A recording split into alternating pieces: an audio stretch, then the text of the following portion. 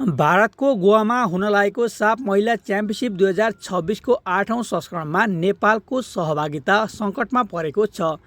प्रतियोगिता मे 25 देखि जुन 7 सम्म हुँदैछ। अन्तर्राष्ट्रिय नियमअनुसार सहभागी राष्ट्रहरूले 1 महिना अघि नै प्रारम्भिक टोली बुझाइसक्नुपर्ने छ। नेपालले साफ च्याम्पियनसिपमा सहभागिता जनाउने हो भने अप्रिल 26मा 35 सदस्यीय टोली बुझाउनु पर्ने हुन्छ, तर अहिलेसम्म खेलाडीहरूलाई बोलाइएको छैन।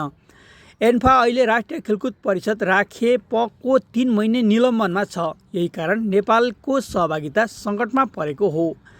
निलम्बनकै कारण नेपालले थाइल्यान्डमा भइरहेको फिफा सिरिज गुमाइसकेको छ। निलम्बन फुकुवा नभए नेपालले साफ च्याम्पियनसिप पनि गुमाउने निश्चित छ।